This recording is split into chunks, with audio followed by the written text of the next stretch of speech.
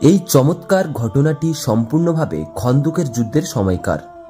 হযরত জাবের রাদিয়াল্লাহু তাআলা আনহুর দুই ছেলে কেন মারা গিয়েছিলেন এবং কিভাবে আল্লাহর রহমতে তারা জীবিত হয়ে উঠেছিলেন, এই সবকিছুই জানবো আজকের এই ভিডিওতে।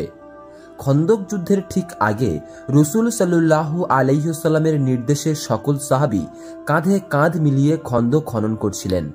খননের সময় হঠাৎ সেখানে একটি শক্ত পাথর দেখা গেল।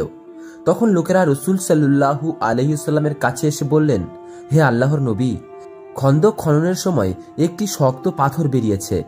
তখন রাসূল সাল্লাল্লাহু আলাইহি ওয়াসাল্লাম বললেন, ঠিক আছে, আমি নিজেই খন্দকে নেমে যাব। সেই সময় রাসূল সাল্লাল্লাহু আলাইহি ওয়াসাল্লাম কয়েকদিনের ক্ষুধার্ত ছিলেন। খন্দক খননকারীরা প্রায় সকলেই 3 দিন কিছুই খায়নি এবং তারা ক্ষুধার্ত ও অনাহারী ছিলেন। এরপর রাসূল সাল্লাল্লাহু আলাইহি ওয়াসাল্লাম একটি কোদাল হাতে নিয়ে পাথরে আঘাত করলেন। ঠিক সেই মুহূর্তে পাথর টুকরো টুকরো হয়ে বালুর কণায় পরিণত হয়ে গেল। নবীর সাহাবী হযরত জাবের রাদিয়াল্লাহু তাআলা আনহু যখন দেখলেন যে বিশ্বনবী ক্ষুধার্ত অবস্থায় পেটে পাথর বেঁধে রেখেছেন, তখন তিনি সংকল্প করলেন যে তিনি আল্লাহর নবীকে নিজের ঘরে খানা খাওয়ানোর জন্য দাওয়াত দেবেন। তোমার কাছে খাওয়ানোর মতো কিছু আছে? আমি রাসূল সাল্লাল্লাহু আলাইহি ওয়াসাল্লামকে খুব ক্ষুধার্ত দেখেছি। এই অবস্থা দেখে আমি আর সহ্য করতে পারছি না। তাই আমি স্থির করেছি যে রাসূল সাল্লাল্লাহু আলাইহি ওয়াসাল্লামকে একবেলা খানা খাওয়াবো। তখন জাবের রাদিয়াল্লাহু তাআলা আনহুর স্ত্রী একটি পাত্রে করে কিছুটা জব বের করলেন এবং বললেন, এই জব ছাড়া ঘরে আর কিছুই নেই। জাবের রাদিয়াল্লাহু তাআলা আনহু তখন স্ত্রীকে বললেন, তুমি জব পিষে রুটি বানানোর জন্য আটা তৈরি করো। এই কথা বলে জাবের রাদিয়াল্লাহু তাআলা আনহু ভাবতে লাগলেন যে রুটির ব্যবস্থা তো হয়েই গেল, যদি সাথে আরো কিছু ব্যবস্থা হয়ে যায় তাহলে হয়তো রাসূল সাল্লাল্লাহু আলাইহি ওয়াসাল্লাম খুবই খুশি হবেন। কিছুক্ষণ পর তার মনে পড়ল যে তার কাছে একটি মোটা তাজা বকরি রয়েছে। এই চিন্তায় সে সান্ত্বনা হলো।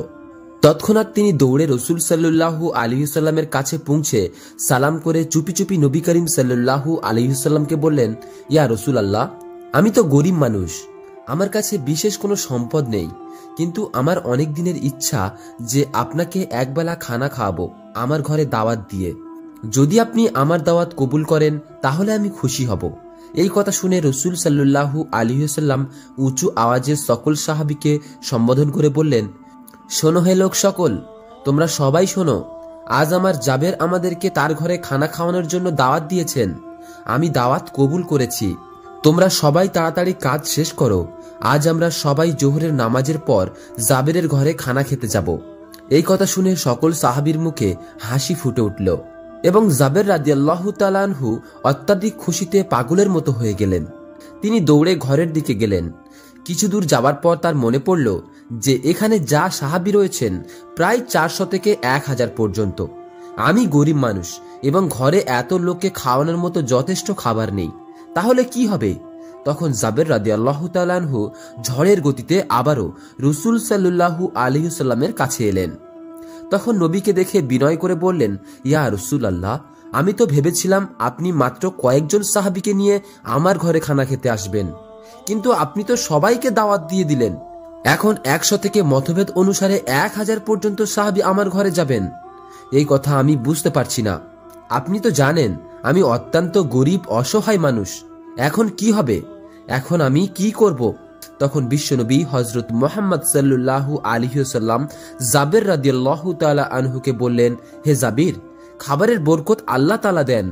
তুমি কোনো চিন্তা করো না, তুমি ঘরে ফিরে যাও এবং খাবারের ব্যবস্থা করো। আর একটি কথা শোনো, তুমি আমাদেরকে খাওয়ানোর জন্য কি ব্যবস্থা করতে চাও? তখন জাবের রাদিয়াল্লাহু তাআলা আনহু বললেন, ঘরে অল্প পরিমাণ জব আছে এবং আমাদের কাছে একটি বকরি আছে, যে সব আপনাকে খাওয়াতে চাই। তখন রাসূল সাল্লাল্লাহু আলাইহি ওয়াসাল্লাম বললেন, তুমি যখন মাংস রান্না করবে তখন রান্নার পাত্রের ঢাকনা ঢেকে রাখবে এবং রুটির জন্য আটা মাখিয়ে একটি পাত্রের ঢাকনা লাগিয়ে রাখবে। যতক্ষণ না আমি আসি ততক্ষণ ওই দুটি পাত্রের ঢাকনা খুলো না। বিশ্বনবীর মুখ থেকে এই কথা শুনে জাবের রাদিয়াল্লাহু তাআলা আনহু অত্যাধিক খুশিতে ঘরে ফিরে এলেন। আল্লাহর রাসূল সাল্লাল্লাহু আলাইহি ওয়াসাল্লাম দাওয়াত কবুল করেছেন। এই খুশির খবর তার স্ত্রীকে জানাতে হবে। এই খবর শুনে তার স্ত্রীও খুবই খুশি হলেন। ইতিমধ্যে জাবের রাদিয়াল্লাহু তাআলা আনহুর 2 ছেলে ছিল। যাদের মধ্যে বড় ছেলের নাম ছিল আব্দুল্লাহ, তার বয়স 8 থেকে 9 বছর হবে। জাবের রাদিয়াল্লাহু তাআলা আনহুর বড় ছেলেকে ডেকে বললেন, বেটা আব্দুল্লাহ, এদিকে এসো, আমাদের বকরিটিকে জবাই করতে হবে। আজ আল্লাহর রসুল আমাদের ঘরে খানা খাওয়ার জন্য আসছেন। তারপর ছেলেকে সাথে নিয়ে ঘরের কাছে সামান্য দূরে গিয়ে বকরিটিকে জবাই করলেন এবং মাংস কেটে রান্নার জন্য প্রস্তুত করলেন। এরপর তিনি হাঁড়িতে মাংস চাপিয়ে দিলেন এবং কিছুক্ষণ পর রাস্তার দিকে উঁকি দিয়ে দেখছিলেন যে আল্লাহর রসুল আসছে কিনা। ইতিমধ্যে জাবের রাদিয়াল্লাহু তাআলা আনহুর ছোট ছেলে ঘরের ভিতরে ঘুমাচ্ছিল। ঘুম থেকে জেগে সে বকরিকে খুঁজতে লাগলো, কারণ বকরির বাচ্চা তার খুব প্রিয় ছিল। সে তার সাথে সব সময় খেলতো। ছোট্ট ছেলে চারিদিকে খুঁজে না পেয়ে ভয়ে বড় ভাই আব্দুল্লাহকে জিজ্ঞাসা করলেন, ভাই, আমাদের বকরির বাচ্চা কোথায়? আমাদের বকরিকে তো কোথাও দেখতে পাচ্ছি না। তখন বড় ভাই আব্দুল্লাহ বলল, তুমি তো ঘুমাচ্ছিলে, তাই তোমার জানা নেই। আব্বাজান আজ আমাদের বকরিকে জবাই করে দিয়েছেন। তখন ছোট ভাই বলল, ভাই, কোথায় জবাই করেছে, আমাকে একটু দেখাও। এরপর বড় ভাই আব্দুল্লাহ ছোট ভাইকে সাথে নিয়ে সেই জায়গায় গেল যেখানে বকরির বাচ্চা জবাই করা হয়েছে। তখন ছোট ভাই বড় ভাইকে বলল, কিভাবে জবাই করেছে আমাকে একটু দেখাও। আব্দুল্লাহ তখন বলল, তুমি দেখবে তো, এখানে শুয়ে পড়ো। ছোট বাচ্চার বয়স 2 থেকে 3 বছর হবে। আব্দুল্লাহর বয়স 8 থেকে 9 বছর হবে। দুজনেই সেই সময় নাদান ছিল। বড় ভাই আব্দুল্লাহর কথা মেনে ছোট ভাই শুয়ে পড়ল। যখন ছোট ভাই সেখানে শুয়ে পড়ল, তখন নাদান আব্দুল্লাহ ছোট ভাইয়ের গলায় জোরে ছুরি চালিয়ে দিল, যার ফলে ছোট ভাইয়ের গলা কেটে রক্তের ছিটকে বেরিয়ে আসতে লাগলো। তার শরীর ছটফট করতে লাগলো। এই অবস্থা দেখে বড় ভাই আব্দুল্লাহ খুব ভয় পেয়ে গেল। ইতিমধ্যে জাবের রাদিয়াল্লাহু তাআলা আনহুর আবারও রাস্তার দিকে এলেন, এই দেখার জন্য যে রাসূল সাল্লাল্লাহু আলাইহি ওয়াসাল্লাম আসছে কিনা। জাবের রাদিয়াল্লাহু তাআলা আনহু আসার আওয়াজ শুনে আব্দুল্লাহ সেখান থেকে পালিয়ে গেল এবং একটি খেজুর গাছের উপরে বসে পড়ল। যখন জাবের রাদিয়াল্লাহু তাআলা আনহু পাথরের কাছে এলেন, হঠাৎ তার চোখ তার ছোট জিগিরের টুকরো ছেলের উপরে পড়ল। তিনি দেখলেন ধুলোয় শুয়ে ছটফট করছে। তিনি দ্রুত তার কাছে দৌড়ে গেলেন এবং ঠিক সেই মুহূর্তে তার বুকের ধন প্রিয় ছোট্ট ছেলের বুক থেকে জান বেরিয়ে গেল। ছোট্ট বাচ্চার শরীর স্থির হয়ে গেল। জাবের রাদিয়াল্লাহু তাআলা আনহুকে এই বুঝতে দেরি হলো না যে এই ঘটনা কিভাবে ঘটেছে। তখন জাবের রাদিয়াল্লাহু তাআলা আনহু তার প্রিয় ছোট্ট বাচ্চাকে বুকে জড়িয়ে কাঁদতে লাগলেন। তারপর নিজেই নিজেই মনকে বোঝালেন। তারপর বাচ্চাকে নিয়ে স্ত্রীকে ঘরে ডেকে ভিতরে আনলেন। রান্নাঘর থেকে স্ত্রী বাইরে এলেন। তিনি জিজ্ঞাসা করলেন, কি হয়েছে, কেন চিল্লাচ্ছ? তখন কাঁদতে কাঁদতে বললেন, স্ত্রী, আমাদের প্রিয় সন্তান, আমাদের বুকের মণি এখন আর নেই। সে আমাদের ছেড়ে চিরকালের জন্য চলে গেছে। স্ত্রী এই কথা শুনে বললেন, না, এটা হতে পারে না, আমি এটা মানতে পারছি না। আমার বুকের প্রিয় ছোট্ট ধন আমাদের ছেড়ে যেতে পারে না। জাবের রাদিয়াল্লাহু তাআলা আনহু তখন স্ত্রীকে বোঝালেন, স্ত্রী, ধৈর্য ধরো, ধৈর্য রাখো, একটুও কাঁদো না। আজ রাসূল সাল্লাল্লাহু আলাইহি ওয়াসাল্লাম আমাদের ঘরে আসবেন। তিনি এসে যদি আমাদের কাঁদতে থাকা মুখ দেখেন, তাহলে কারণ জিজ্ঞাসা করবেন, আমরা কি উত্তর দেব? তুমি একটুও কাঁদো না। স্ত্রীকে সান্ত্বনা দিয়ে বাচ্চাকে নিয়ে রান্নাঘরের পিছনে শুইয়ে দিলেন। একটি কম্বল দিয়ে শরীর ঢেকে দেওয়া হলো। তারপর বড় ছেলে আব্দুল্লাহকে খুঁজতে জাবের রাদিয়াল্লাহু তাআলা আনহু আবারও রাস্তার দিকে এগোলেন। তিনি আব্দুল্লাহকে ডাকতে লাগলেন। আব্দুল্লাহ তখনও খেজুর গাছের উপরে বসা ছিল। ছোট্ট ভাইয়ের মৃত্যুর কারণে সে ভয় পেয়েছিল। সে ভেবেছিল যে যদি তার আব্বা তাকে এখন ধরে ফেলেন, তাহলে তাকে জীবিত রাখবেন না। এই ভয়ে সে কোনো আওয়াজ করছিল না, চুপচাপ খেজুর গাছের মাথায় বসেছিল। জাবের রাদিয়াল্লাহু তাআলা আনহু বাবার সামান্য দূরে যাওয়ার সাথে সাথে আব্দুল্লাহ ভাবল, এখানে থাকা নিরাপদ নয়। যে কোনো সময় আব্বা দেখতে পারেন এবং যদি একবার দেখে ফেলেন, তাহলে আমার আর আস্ত রাখবে না। খেজুর গাছ থেকে নামার জন্য যখন আব্দুল্লাহ খেজুর গাছ থেকে নামা শুরু করলো, সামান্য নামতেই পা পিছলে গেল এবং ধপাস করে মাটিতে পড়ে গেল এবং তাকেও জোরে আঘাত লাগলো। জাবের রাদিয়াল্লাহু তাআলা আনহু কোনো জিনিস পড়ার আওয়াজ শুনে পিছনে ফিরে দেখলেন। তখন খেজুর গাছের নিচে আব্দুল্লাহ পড়ে ছটপট করছিল। তিনি তৎক্ষণাৎ দৌড়ে বড় ছেলে আব্দুল্লাহর কাছে এসে তাকে বুকে জড়িয়ে নিলেন। ততক্ষণে খেজুর গাছ থেকে পড়া আঘাত সহ্য করতে না পেরে আব্দুল্লাহর জান খাঁচা থেকে উড়ে গেল। হযরত জাবের রাদিয়াল্লাহু তাআলা আনহু কান্নায় ভেঙে পড়লেন। মাত্র কয়েক মুহূর্তের ব্যবধানে তার দুটি প্রিয় জিগরের টুকরো দুজনেই মারা গেল। এই দুঃখ, এই কষ্ট সহ্য করা কতটা কঠিন ছিল। কতটা হৃদয় বিদারক ঘটনা ছিল এটা বলে বোঝানো সম্ভব নয়। তিনি বড় ছেলে আব্দুল্লাহকে কোলে নিয়ে কাঁদতে কাঁদতে চিল্লাতে চিল্লাতে আবারও স্ত্রীকে ডাকলেন, স্ত্রী তুমি কোথায়? স্ত্রী তখন বুকে বড় ব্যথা ছিল, পাথর চাপিয়ে রুটি বানানোর জন্য আটার খামির তৈরি করছিলেন। স্বামীর আওয়াজ শুনে চমকে উঠলেন, তাড়াতাড়ি রান্নাঘর থেকে বেরিয়ে এলেন। এসে দেখলেন স্বামী তার বড় ছেলে আব্দুল্লাহর নিথর দেহকে বুকে জড়িয়ে কাঁদছেন। এই দৃশ্য দেখে তিনি নিজেকে ধরে রাখতে পারলেন না, চিল্লিয়ে বলতে লাগলেন, এটা হতে পারে না, আমি এটা মানতে পারছি না। আজ আল্লাহর রসুল আমাদের ঘরে দাওয়াত কবুল করেছেন এবং আজই আমাদের বুকের মনি এভাবেই ধোকা দিয়ে চলে যাবে, আমি এটা মানতে পারছি না। তখন জাবের রাদিয়াল্লাহু তাআলা আনহু কিছুটা শান্ত স্বরে স্ত্রীকে বললেন, স্ত্রী তুমি এত কাঁদো না, ঘটনা বুঝতে পারছো না? আমার হৃদয় বলছে আমাদের কঠিন পরীক্ষা চলছে, এই পরীক্ষায় আমরা ফেল হব না, আমাদের পাশ করতেই হবে। তুমি ধৈর্য ধরো, কাঁদো না, শান্ত হও, ঘরে যাও, খানা তৈরি করো। এখন সময় হয়ে এসেছে, আল্লাহর রসুল আমাদের ঘরে আসবেন, তিনি এসে দেখবেন যে তুমি আর আমি দুজনেই কাঁদছি, তাহলে তিনি কোন মূল্যে আমাদের ঘরে খানা খাবেন? আমরা তো রসুলকে নিজের জানের চেয়েও বেশি ভালোবাসি, এমনকি নিজের সন্তানদের চেয়েও বেশি ভালোবাসি। আমাদের কষ্ট হোক তাতে কোনো দুঃখ নেই, আমরা আমাদের রসুলের হৃদয়ে কোনো কষ্ট দিতে পারবো না এবং দেবও না। এই কথা বলে বড় ছেলে আব্দুল্লাহকে ঘরে নিয়ে রান্নাঘরের পিছনে ছোট্ট ছেলের কাছে শুইয়ে দিলেন এবং একটি কম্বল দিয়ে ঢেকে দিলেন। ঘরে প্রবেশ করতেই রাস্তার দিকে তাকালেন। আল্লাহর রসুল উটের পিঠে সওয়ার হয়ে তাদের ঘরের দিকে আসছেন। পিছনের সাহাবীদের লম্বা কাতার দেখা যাচ্ছিল। তিনি দৌড়ে রাস্তার দিকে গেলেন, রসুল সাল্লাল্লাহু আলাইহি ওয়াসাল্লামকে ডেকে বললেন, আহলান সাহালান ইয়া রাসূলুল্লাহ, এই বলে স্বাগত জানালেন। এরপর তাকে ঘরের ভিতরে নিয়ে গেলেন। স্ত্রীকে ডেকে বললেন, আল্লাহ রসুল আমাদের ঘরে তাশরিফ এনেছেন, তাড়াতাড়ি খানা পরিবেশনের ব্যবস্থা করো। তখন তার স্ত্রী আটার খামির রসুল সাল্লাল্লাহু আলাইহি ওয়াসাল্লামের সামনে রাখলেন। তিনি তাতে সামান্য থুতু মিশিয়ে বরকতের দোয়া করলেন। এরপর মাংসের পাত্রের কাছে গিয়ে তাতেও সামান্য থুতু মিশিয়ে বরকতের দোয়া দিলেন।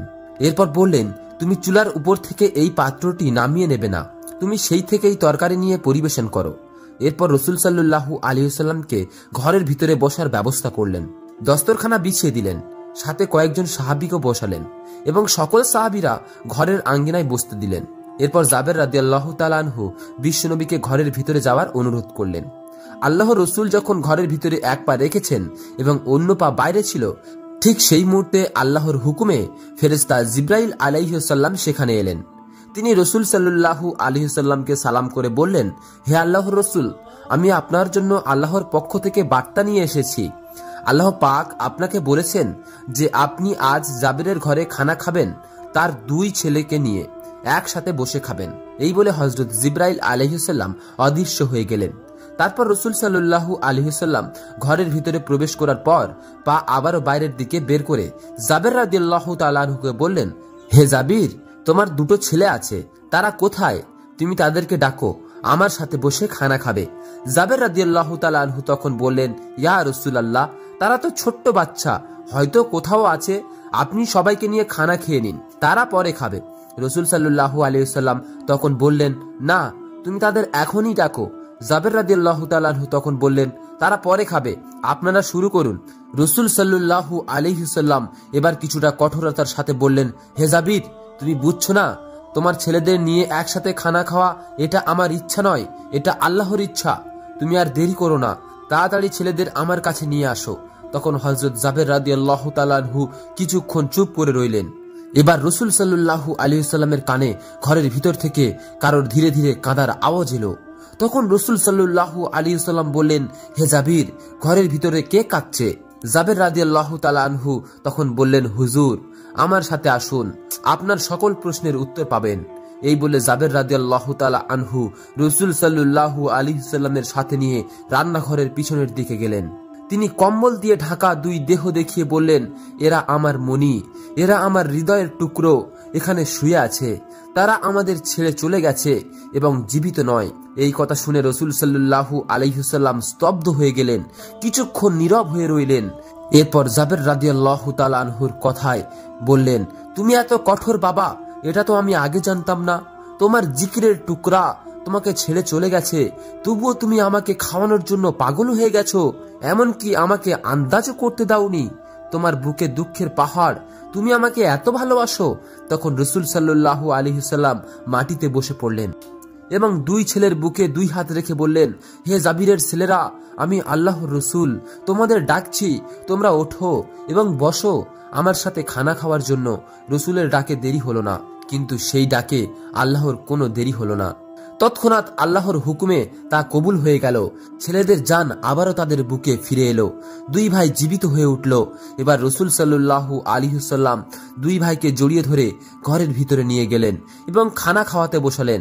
তখন নবীজির সকল সাহাবী সম্বোধন করে বললেন, হে সাহাবীগণ, তোমরা সবাই শোনো, আজ তোমরা যত খুশি রুটি খাও, যত খুশি মাংস খাও, কিন্তু হাড় চিবিয়ে খেও না এবং হাড় চুষে চুষে খেও না। তখন রসুল সাল্লাল্লাহু আলাইহি ওয়াসাল্লাম হযরত জাবের রাদিয়াল্লাহু তাআলা আনহুকে বললেন, হে জাবের, তুমি সবাইকে খানা তৈরি করে দাও। তখন জাবের রাদিয়াল্লাহু তাআলা আনহু খাবারের পাত্র থেকে ঢাকনা খুলে হাত ভিতরে ঢুকিয়ে তাতে মাংস এবং রুটি সবাইকে দিতে লাগলেন। এরপর সবাই পেট ভরে খাওয়ার পরেও বিশ্বনবী হযরত জাবিরকে বললেন, হে জাবির, এখন তুমি মাংস এবং রুটির ঢাকনা খোলো।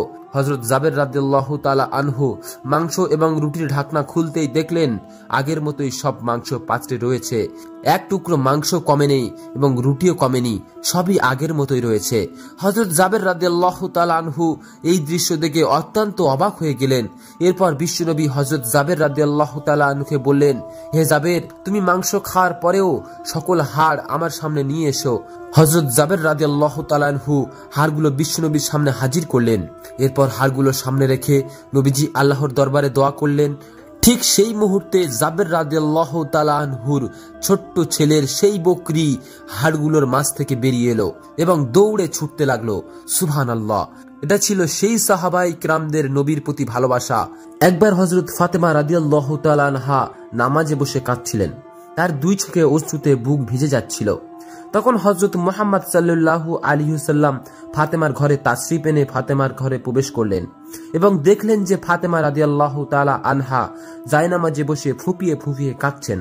তখন বিশ্বনবী হযরত ফাতেমা রাদিয়াল্লাহু তাআলা আনহাকে বললেন, হে আমার জিকিরের টুকরা ফাতেমা, তুমি তোমার জায়নামাজের কোনা তুলে দেখো। তখন ফাতেমা রাদিয়াল্লাহু তাআলা আনহা জায়নামাজের কোনা তুললেন এবং হতবাক হয়ে গেলেন। তিনি বললেন, এটা কি আব্বাজান? এ তো গলিত সোনার ধারা বইছে। তখন হযরত মুহাম্মদ সাল্লাল্লাহু আলাইহি ওয়াসাল্লাম বললেন, হে ফাতেমা, তুমি তোমার প্রয়োজন অনুসারে সোনা তুলে নাও, তা দিয়ে তোমার ঘর চালাও এবং দুনিয়া আরামায়েশের শান ও শওকত যা চাও তা করতে পারো। দুনিয়ার সুখ শান্তি ক্ষণস্থায়ী, আখিরাত অর্থাৎ পরকালের সুখ শান্তি চিরস্থায়ী। এখন তুমি ভেবে বলো বেটি, দুনিয়ার সুখ শান্তি চাও নাকি আখিরাতের? হযরত মুহাম্মদ সাল্লাল্লাহু আলাইহি ওয়াসাল্লামের মুখ থেকে এমন কথা শুনে হযরত ফাতেমা রাদিয়াল্লাহু তাআলা আনহা জায়নামাজের কোনা ছেড়ে দিলেন এবং নবীজির দিকে তাকিয়ে বললেন, আব্বাজান, আমার দুনিয়ার সুখ শান্তি কোনো প্রয়োজন নেই, আমি আখিরাতের সুখ শান্তির পিছনে ছুটতে চাই। এইভাবে আরেকদিনের ঘটনা। একদিন ফাতেমা রাদিয়াল্লাহু তাআলা আনহা এত দুর্বল হয়ে গিয়েছিলেন যে তিনি বিছানা থেকে উঠতে পারছিলেন না। এই খবর হযরত মুহাম্মদ সাল্লাল্লাহু আলাইহি ওয়াসাল্লামের কাছে পৌঁছালো। তখন নবী করিম সাল্লাল্লাহু আলাইহি ওয়াসাল্লাম ফাতেমাকে দেখতে তার ঘরে তাশরিফ আনলেন। নবী করিম সাল্লাল্লাহু আলাইহি ওয়াসাল্লাম ফাতেমার দরজায় পৌঁছে আওয়াজ দিতে লাগলেন, কিন্তু ঘরের ভিতর থেকে কোনো আওয়াজ এলো না। তিনবার আওয়াজ দেওয়ার পর বিশ্বনবী ফাতেমাকে আবারও আওয়াজ দিলেন। তখন ভিতর থেকে হযরত ফাতেমা রাদিয়াল্লাহু তাআলা আনহা উত্তর দিলেন, আব্বাজান, আমি দরজা কিভাবে খুলবো? আমার কাছে যে ছোট্ট চাদর আছে, পায়ের দিকে ঘুরালে মাথার দিকে খালি হয়ে যায় এবং মাথার দিকে ঘুরালে পায়ের দিকে খালি হয়ে যায়। তখন বিশ্বনবী দরজার বাইরে থেকে নিজের মাথার পাগড়ি খুলে দরজার ফাঁক দিয়ে ভিতরের দিকে ফাতেমাকে বললেন, বেটি, আমার পাগড়ি মাথার দিক থেকে রাখো। তখন ফাতেমা রাদিয়াল্লাহু তাআলা আনহা পাগড়ি মাথার দিকে রেখে দরজা খুলে দিলেন। তখন বিশ্বনবী ঘরের ভিতরে প্রবেশ করলেন এবং দেখলেন যে ফাতেমার চোখ উদাস। তখন নবী করিম সাল্লাল্লাহু আলাইহি ওয়াসাল্লাম ফাতেমাকে জিজ্ঞেস করলেন, বেটি, তোমার কি অসুখ হয়েছে? ফাতেমা রাদিয়াল্লাহু তাআলা আনহা তখন নবীজিকে বললেন, আব্বাজান, কয়েকদিন ধরে ক্ষুধায় থাকার কারণে ক্ষুধার কষ্টে আমার মাথা এবং দুর্বলতা হয়ে গেছে। এই শুনে হযরত ফাতেমা রাদিয়াল্লাহু তাআলা আনহার কাছ থেকে বিশ্বনবী বললেন, আমিও আজ 3 দিন ধরে ক্ষুধার্ত, অথচ আমি আল্লাহর কাছে তোমার চেয়ে বেশি প্রিয়। আমি চাইলে আল্লাহ আমাদের দুনিয়ার সবচেয়ে ভালো খানা খাওয়াতে পারেন, কিন্তু আমি দুনিয়া ও আখিরাতের প্রাধান্য দিয়েছি। তখন বিশ্বনবী হযরত মুহাম্মদ সাল্লাল্লাহু আলাইহি ওয়াসাল্লাম ফাতেমাকে বললেন, হে বেটি ফাতেমা, ধৈর্য রাখো, নিশ্চয়ই সুসংবাদ রয়েছে। আল্লাহর কসম করে বলছি, জান্নাতে তুমি নারীদের সর্দারিনী হবে, জান্নাতের চাবি তোমার হাতে থাকবে। বিশ্বনবীর মুখ থেকে এমন কথা শুনে হযরত ফাতেমা রাদিয়াল্লাহু তাআলা আনহা চমকে উঠলেন। তিনি বিশ্বনবীকে বললেন, আব্বাজান, তাহলে বিবি মরিয়ম এবং বিবি আসিয়ার কি হবে? তখন নবীজি বললেন, বেটি, বিবি মরিয়ম তার যুগের সকল নারীদের সর্দারিনী ছিলেন এবং বিবি আসিয়াও তার যুগের সকল নারীদের সর্দারিনী ছিলেন, এবং তুমি এখন তাদের কিয়ামত পর্যন্ত যত নারী আসবে তাদের সবার সর্দারিনী হিসেবে জান্নাতে থাকবে। সুবহানাল্লাহ। আল্লাহ পাক আমাদের সবাইকে তার নাফরমানি এবং সকল প্রকার গুনাহ থেকে হেফাজত করুক। প্রিয় দর্শকবৃন্দ, ভিডিওটি শেষ করার আগে একটি ছোট্ট অনুরোধ, কমেন্ট বক্সে আপনারা সবাই আমিন লিখবেন, আর পরবর্তী ভিডিও পেতে আমাদের চ্যানেলটি সাবস্ক্রাইব করুন। এটি ছিল আজকের ভিডিও। ততক্ষণ ভালো থাকুন, সুস্থ থাকুন। আসসালামু আলাইকুম ওয়া রাহমাতুল্লাহি ওয়া বারাকাতুহু।